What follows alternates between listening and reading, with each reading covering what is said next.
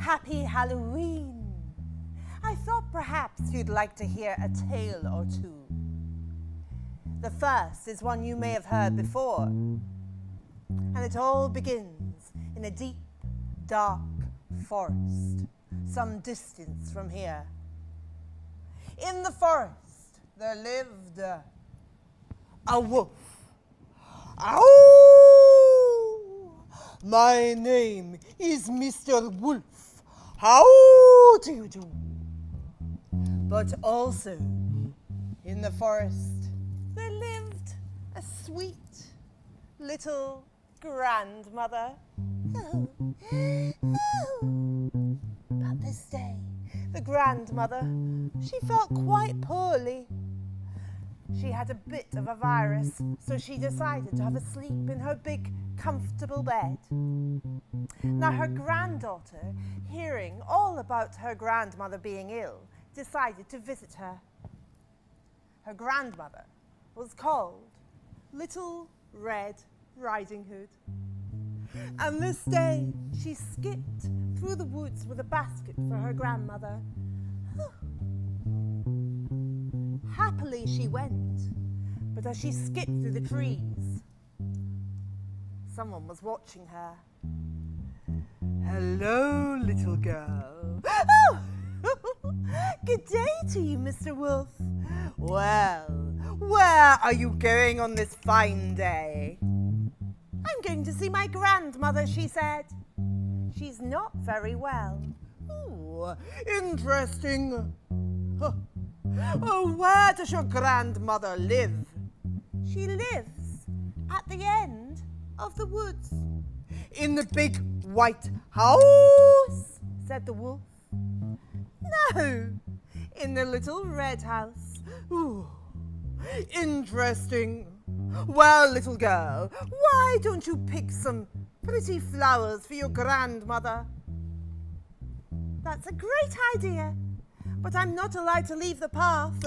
No one will ever know. On you go. I made a promise. Go ahead, little one. So Little Red skipped off, picking flowers through the woods. Now the wolf, being a very cunning wolf, crept through the woods ahead of her. And he made his way to the grandmother's house. And when he bashed down the door and saw her lying in bed, well, he scooped her up and he tossed her in the air and gobbled her up. He then, of course, dressed as the grandmother, and he waited for his next meal. Well, Little Red came skipping with her flowers up to her grandmother's door, and when she went inside, she went up to the grandmother, who was lying sadly and in bed. Oh, grandmother, what big ears you've got, she said. Oh, all the better to hear you with, my dear, said the wolf. Oh, grandmother, what big eyes you have, said Little Red Riding Hood. Oh, the better to see you with, said the wolf. Oh, grandmother, what big teeth you have. All the better to eat you with. And he tossed Little Red in the air and gobbled her up. And then he went for a big, long sleep. But outside the door, hearing what was going on, was a woodcutter. And he went to the door, and he chopped the door, and he went up to the bed, and there he found the sleeping wolf. Well, he jumped on him, and they struggled, and they stumbled, and they fought around the bedroom, and he clonked him on the head. Help, help! The woodcutter could hear voices coming from inside the tummy. Well, he opened up the wolf, and guess what he found? He found the little grandmother and little Red Riding Hood. Well, the wolf was not dead, so they came up with a plan. They opened up the wolf's tummy and they stuffed him full of rocks and potatoes and any old rubbish they can find. And they kicked him out the door. Well, that wolf, he staggered off into the woods with a very sore tummy. He was told never, ever to return again. And little Red Riding Hood, her grandmother, and the woodcutter, well, they lived happily ever after. But remember, if you ever go into the woods, don't forget to wrap up warm. Never leave the path. And whatever you do, don't talk to wolves. Ow!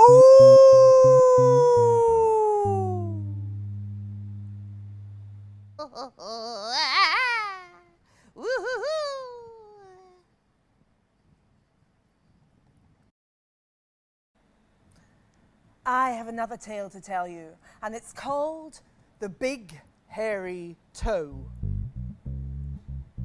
Once upon a time, there was a woman, an old hag, who was in her cottage looking for something to eat. Well, she was very hungry and she had nothing in her cupboards. So she left her cottage and looked around her vegetable garden. Well, she dug around, but she couldn't find a thing. But then she could see something sticking out of the ground, and she pulled with all of her might. She had found a big, hairy toe. "Ooh, this looks quite delicious," she said. "I'll take it back. I'll put it into a big pot and make a stew." And that's what she did. She took the hairy toe and she placed it in a pot. And she took a spoon and she stirred all day long. And when the stew was ready, she thought it was the best stew she had ever tasted. Quite delicious, in fact. So she ate her fill. And then, with a big smile on her face, she went to her bed. And she tucked up warm with a big full belly and fell fast asleep. But the darker it got when the moon was full in the sky, the wind started to blow around the trees. In the distance, she could hear a stomp, stomp, stomp. Well, she shivered and she quivered and she got lower in her bed. But then again, she could hear the wind whistle and the stomping getting closer and closer. She was terrified, but then she heard the voice booming through the trees. "My big hairy toe, my big hairy toe, where is my big hairy toe?" Well, she thought surely it must be the wind blowing round the trees, or she was having a bad dream. But their stomping got closer. And then she heard the words once more. "My big hairy toe, my big hairy toe, where is my big hairy toe?" She could hear footsteps climbing the stairs, getting closer and closer. And then, boof, her door flew in and dropped to the ground. And there, in the doorway, she could see a huge giant. And he said to her, "My big hairy toe, where is my big hairy toe. The old hag pulled the covers up and said in a feeble voice, "I've eaten your big hairy toe." And the giant said, "I know! I know you have eaten my hairy toe." And the woman, she was never seen again. And the only reason we know this story is because outside her cottage were huge, giant footprints, and one of them was missing its big left toe.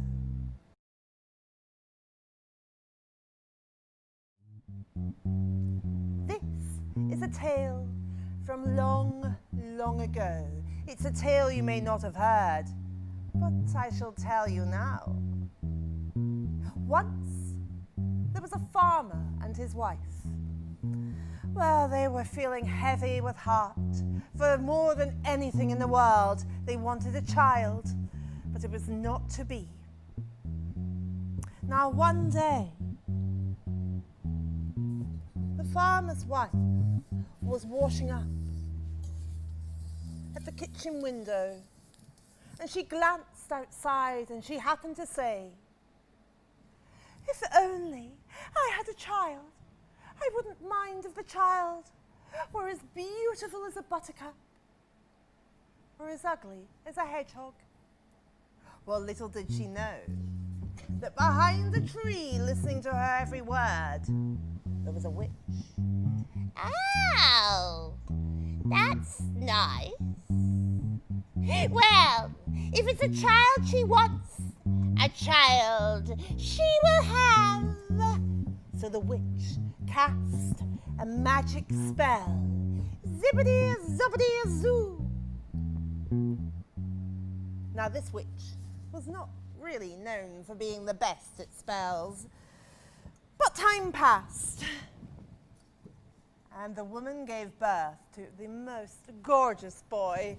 Oh, he was tiny, with little dark eyes and short arms and legs, and he had prickles all the way from the top of his head, down his spine, down to his toes. She loved him dearly, but he was rather unusual looking, and in fact the people of the time thought he was very unusual looking. His father thought he was unusual looking, so they called him the Hedgehurst. Now the children of the town never wanted to play with this little boy, so he spent his days playing with the animals in the farm, but he grew bigger and stronger, and he was a kindly soul. And when the time came for him to move on and leave his parents, he took some animals and he went to live in the woods. He made the most beautiful cottage from the wood of the land, and he took some animals with him, and he lived happily, but he never saw a soul. Now one day, a king came riding through the woods, and he fell from his horse, and he landed at the foot of the cottage. He went up to the door and he knocked. And when the door opened, the Hedgehurst appeared. "Oh," the king said, and fell to the ground. "What sort of beast are you?" "I am not a beast," said the Hedgehurst. "I am half man and half hedgehog." He invited him in. He stayed a while. They supped and dined and had a wonderful evening. But when it was time to leave, the king asked the Hedgehurst if he would show him the way back to the palace. The Hedgehurst said of course he would, but there was something he would like in return. He would like the very first thing that the king saw when he returned to the palace. Well, the king thought for a moment and he scratched his beard. "Perhaps it will be my dog," he said, "or maybe the golden eagles." So they agreed. They made a promise, and a promise is never, ever to be broken. So the Hedgehurst took the king to the edge of the woods, and he showed him where the palace was, up on the top of the hill. And the king returned to the palace. He pushed his gates open and went up to the palace doors. But when the doors opened, out ran his only daughter.